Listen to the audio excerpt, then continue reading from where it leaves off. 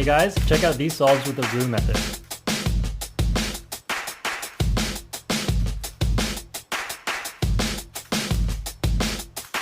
Now I don't usually use roux, which is why I'm not turning very fast, but holy, look at that time. Welcome to roux, where you don't have to turn fast to get good times.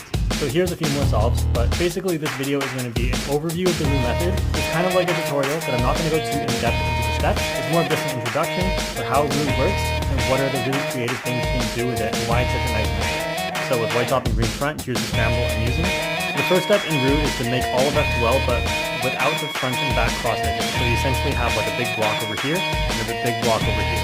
So what I'm going to do here is start by pairing up this blue and red, and then I'm going to add the red-white piece to it, which is over here, so like this. I'm going to move this over here, move this down, and connect this one to it like that. So here I'm doing a lot of cube rotations. Normally there would be no cube rotations, but I'm just going to show visually what's going on. Then next we have this, which we got kind of lucky here, so I can just insert that here like that. So now I finished this block down here, and next I have to do another block the same way on orange. So here's the orange-white piece. I can just attach it in here like this. Now I see this pair over here. And what you might do in CFOP is to move it all to the top, but with roux, what you should actually do is separate the corner from the edge, and then now what you can do is move the corner to the other side and do M2, and that pairs them together. So there's some really cool pairing tricks you can do because the M slice is freed up. Now we can just connect it to the edge over here, and now we have these two left. So what we could do with CFOP, we could do it like this, which would have the pair at the back. So preferably what we could do instead is move this down to the bottom layer, the edge down, then move this one back over here. Now in order to insert this into here all at once, you can just do it like this. Really cool trick if you just use the CFOP. So the amount of techniques you can use to make first two blocks is actually huge compared to what you can do in F12, and it's mostly intuitive and you don't really have to rotate. So that's a really nice advantage of first two blocks. So the next step that we actually skipped is called CMLL, which has 42 algorithms, and that solves the last pair of corners, which we happen to have already solved. If you do 2-look CMLL, there are only 7 algorithms, so let me just set up a case.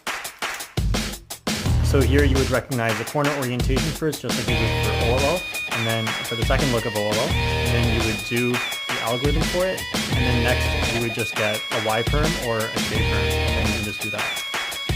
And that solves all the corners. Alright, next what we do is orient all of the edges. So there are 6 possible edges, 4 in the top layer and 2 in the bottom. An oriented edge is white or yellow on top or bottom. So these two are oriented, these two are not, and these two are not. So for this part, realistically, if you want to get fast at it, you can just kind of like memorize the cases, but they are really short, they're only M and U moves, and they can be intuitive. So the basic idea for this step is that if you do M prime, U prime, M, what that does is it orients the front 3 edges and the bottom 1 edge. And similarly, if you do the same thing mirrored to the back, then you would just get these 3 at the back and that one at the back change orientation. So if you can set up into a case where you have 3 misoriented in the top layer, 1 misoriented in the bottom layer, then you can just do one of those tricks and it will orient all of the edges. So here we do have 4 misoriented edges, but they're not at the right spot. So there's one more thing you can do. So the other thing you can do is M prime, U2, M, and really the M's can go in any direction.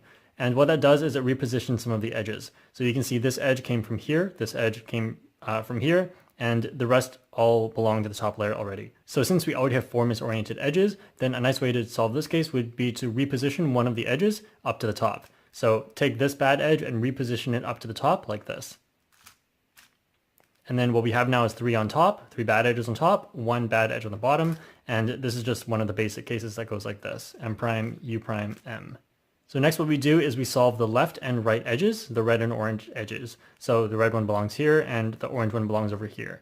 So here we have a bit of a lucky case where the red and orange are both in the bottom layer already, but I'll just show what happens if they weren't.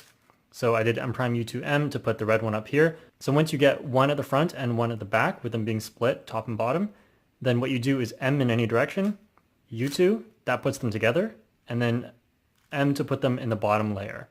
Next what you do is you see red at the front, so you put orange over here. So red will go back here, like that. So that solves the left and right edges. Next what happens is if you line up these edges, then you just have a 3 cycle of edges to end off. So this one belongs here, which belongs here, which belongs here.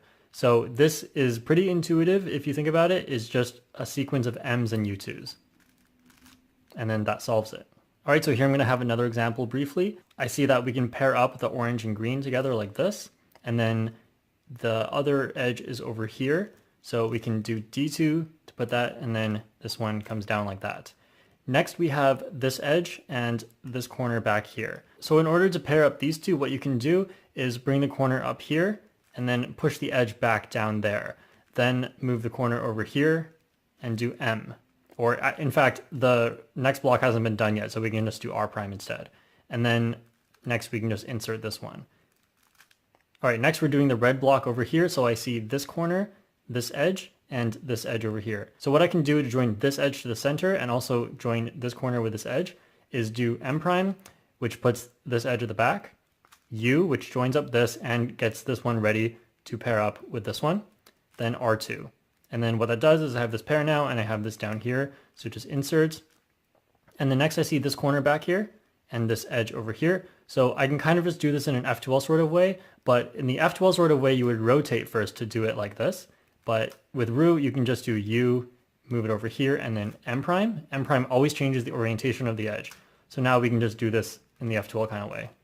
And on the last move, I'll do a wide move to get a white or yellow center on top. Next we do CMLL, and I'm just going to do 2-look. So we do the corners first,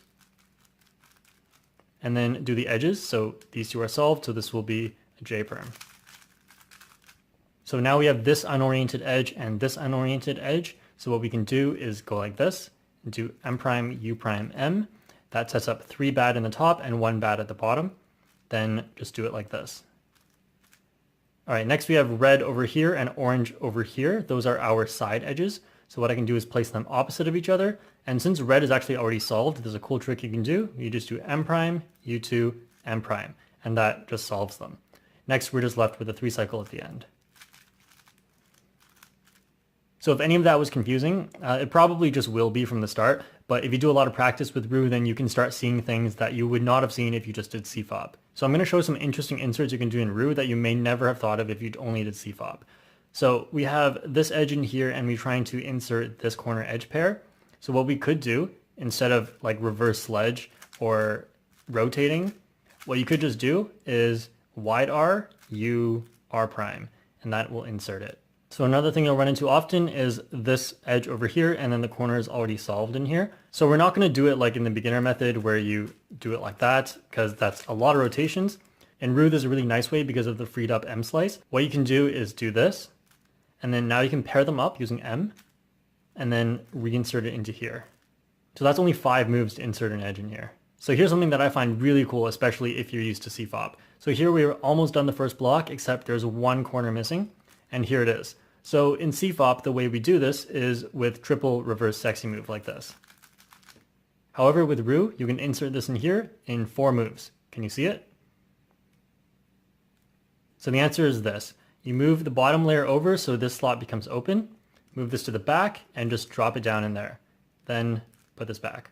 So you can see there's a ton of cool new efficient ways you can solve pairs in Ru, and if you just did everything in a very CFOP sort of way, then you're wasting a lot of moves. So it does take some time to get used to everything you can do in Ru, but once you get used to it, there are just tons of things and it just feels so much more free. The number one advantage when using Ru is that it has a lower move count than CFOP. In fact, the move count is a lot lower, so you can achieve the same times with a lot slower turning speed. However, while this is an advantage, it doesn't tell the whole story, because with CFOP you can do RUF instead of MU, which can be a lot faster. It's not always faster, but generally you will be able to do moves faster in OLL and PLL compared to LSE, which is Ru's step that has M and U moves. The next advantage is that it is rotationless. You build the first 2 blocks without rotating, and this is made possible thanks to a freed up M slice, and then the rest of the solve obviously is just an algorithm and then MU moves, so also no rotations there.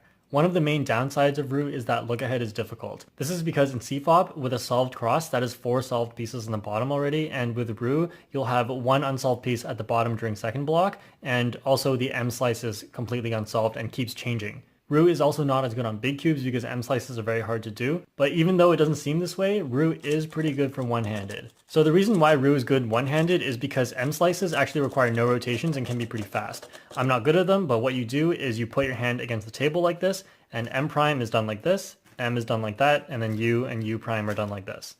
And actually, I'll have a ton of resources in the description, including beginner tutorials because I didn't really go over everything in depth, YouTube channels of people who are really fast with Ru, and also more advantages and disadvantages of Ru compared to CFOP. So that's all the main points. Definitely check out the description if you want to learn more, since I'm not a Ru expert myself. So I hope you found this video interesting. I hope you learned something new, and I'll see you guys all next time.